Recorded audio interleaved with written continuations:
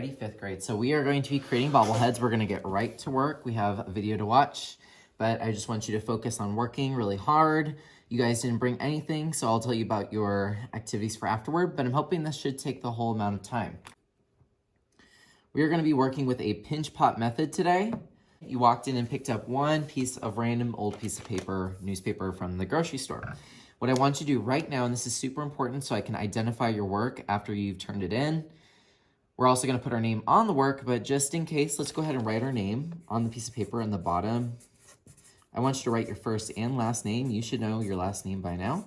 And also write your class code. That's the day of the week, our grade level, which is 5, and then our table number. Give me a thumbs up once you have those on your piece of paper. I'm going to pass out some clay. You also have some tools that you can work with today, and I'm going to explain some of these to you.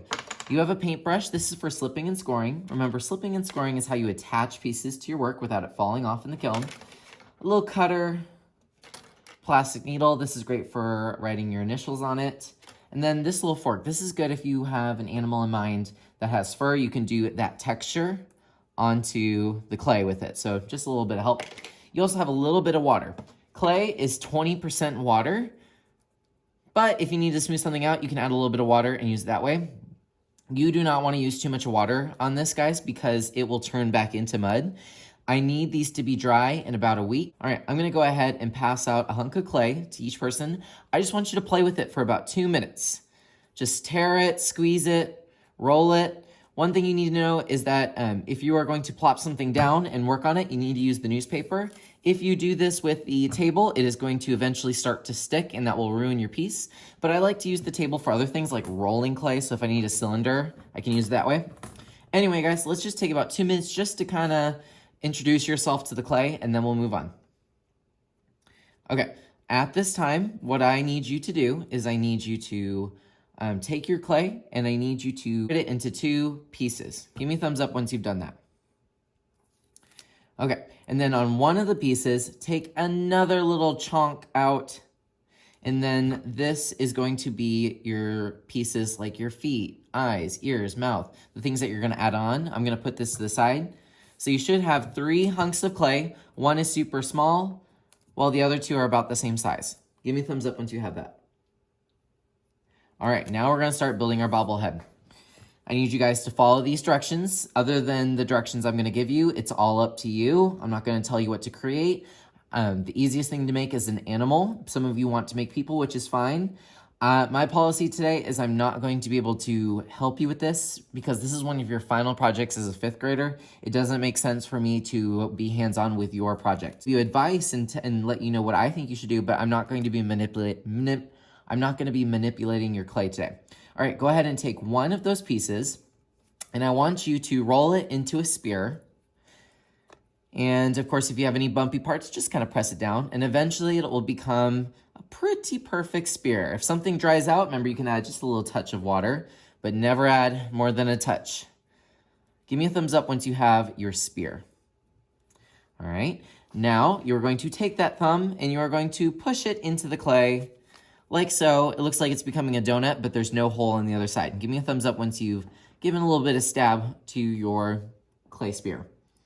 All right, now we're going to make the pinch pot.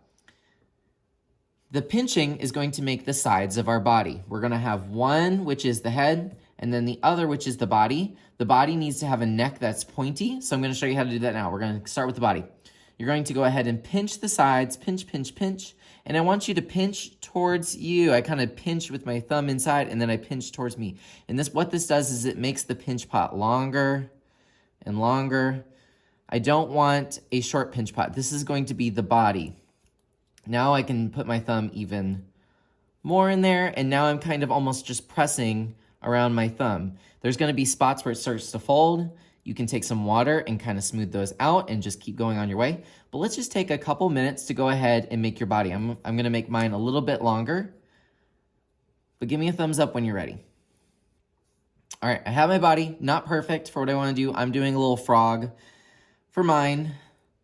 Now I need to make sure that the head can fit. You're going to take the top of the pinch pot you just made, and I want you to squeeze it until it has a pretty sharp point on it.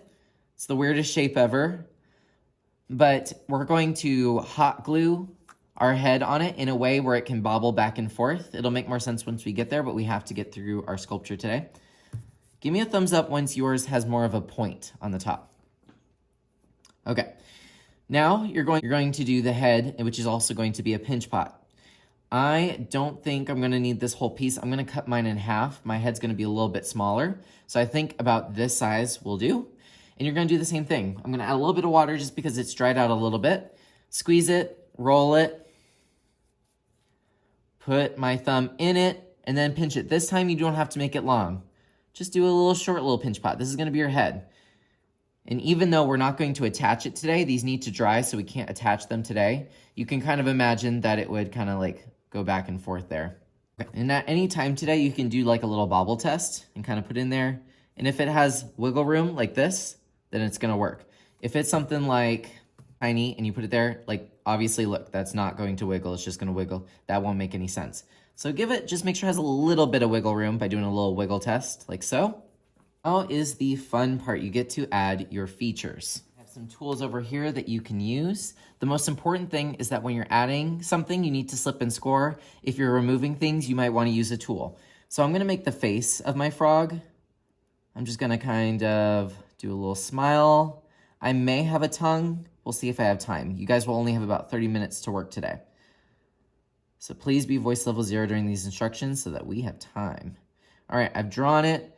I think I'm gonna cut that out. You can use either this carving tool or a popsicle stick would work.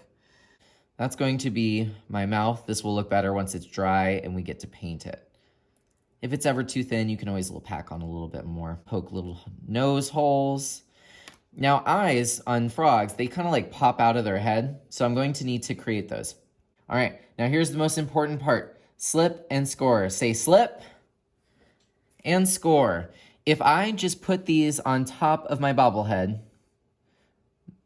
they may stick for now, but when the kiln heats up the clay, shrink, this will fall off unless you slip and score. They have to bond together. This is how you do it. You can use any of your pointed tools to make the score marks, and then the slip is just water. Sometimes I'll take the needle and just kind of draw little lines where I think the eye is going to go, or whatever you're going to attach. Then on the part where you're going to attach, think about which side is going to attach to it. You must do lines over there too. This is called slipping and scoring. This is incredibly important. I promise you it won't work unless you do this. You can take your finger, give a little bit of moisture. This is kind of the glue, if you think about it, and add it to both the thing that you're attaching and the place where you want to attach it. You'll see up close, it starts to bond together, but that's not the only thing you have to do. You have to take your fingers, and y'all are better than me at this because y'all have little tinier fingers. My hands are too big for this project. And you're going to smooth out the edges until you cannot see that line anymore. And the needle tool. I also have paintbrushes. The paintbrush can do both at the same time. It can slip and score. So I take a wet paintbrush, you can put it in the water, and I'm going to brush little marks, so I have to press a little bit. Right there, and then of course on the piece that I want to attach as well. Just make sure you've gotten some lines in there. It can be hard to see. And then once you feel confident, put it where you think it needs to go, and smooth. Please don't work on anything on the table. That's why I gave you this newspaper. If you start working on this and the table is wet, your head, your clay, whatever you put on there will stick like a suction cup. So that's why I give you the newspaper. It can be sometimes hard to remember, even for me. So just try to.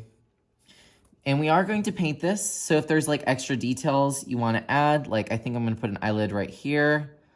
I'll put that in now, but remember you don't have to because we're going to paint it on soon enough. Head down, body to go.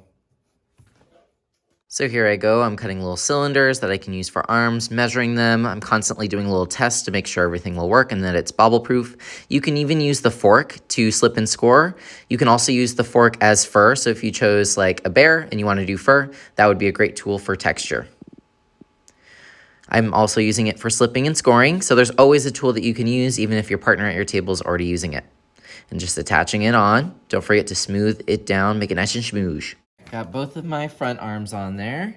So you kind of imagine that it looks like it's sitting. Obviously, it doesn't look like a real frog. Real frogs do not have long arms that are like that. Nothing is permanent in clay unless you keep it that way. So if you see something that needs to be changed, change it right away before time is up today. And don't forget to slip and score. One thing you just keep in mind is that the back is where your name, I should say your initials, is going to go. So you may want to smooth it out. The needle is a great tool to write your initials. My name is Joseph Boatfield, even though y'all call me Mr. Boatfield. But I'm going to put JB because this helps me just in case someone switches classes or there's doubles, two people made the same animal. I don't want to mix up your stuff. All right, here's what I'm gonna be looking for. Raise your hand when you're done. I'm gonna check and make sure this is still hollow. If this is one big chunk of clay as the body, it will never dry. And so I can't fire this. I can't put it in the kiln because it won't be dry on time. I'm looking for a point at the top. It's gonna be the headless animal. Ooh. And then I'm gonna do a little bobble test. I'll put your head on top and just make sure it can wiggle back and forth. And that way I know. Isn't he cute? Here, he'll give you a little kiss. You're gonna have a bunch of extra clay. Everyone thinks, oh my gosh, I need so much clay for this project. And it turns out like you don't even need that much at all. There is a bag on the middle table that I will keep. You can just put your clay in there.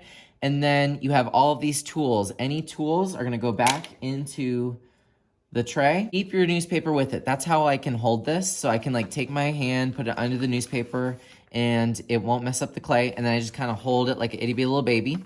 You're gonna put this on the back counter. So behind the printers, there's gonna be an area that says fit. I'm gonna go ahead and put mine up. All right, and then your hands are gonna be nasty, your table's gonna be nasty. I came up with a method a couple years ago that works to get your hands clean. Because it won't be able to let you wash your hands during this project. It doesn't make sense. Why would someone need to go wash their hands and then come back and use the clay? But when you're all done and you need to clean your hands, first you're gonna start with the cylinder wet wipes. These are the table wet wipes. And watch carefully, you'll see what I mean by this trick. So I take one hand and I clean one side of the table, get it really good. Then switch, take my other hand and clean the other side of the table. And then you'll look down at your hands and you realize half of the clay is already gone. Your hands are still messy, but cleaning the table first actually helped clean your hands. Then you're gonna throw this away. Take a couple Huggies wet wipes. These are for the hands, and you can get those nasties, your fingernails. Your hands are not gonna be perfect today. If you would like to clean your hands later today, fine. But we don't have time for everyone to clean their hands and my sinks won't work. All right, once your table's ready, your tools have been put away. I don't mind if you free draw. We have some pencils. You could do origami. That doesn't require any technology or tools. Or you can use an iPad today. Just make sure that your table has been cleaned. Like I said, I won't be able to help you too much today. I want you guys to focus and do this on your own. Have a great day, y'all.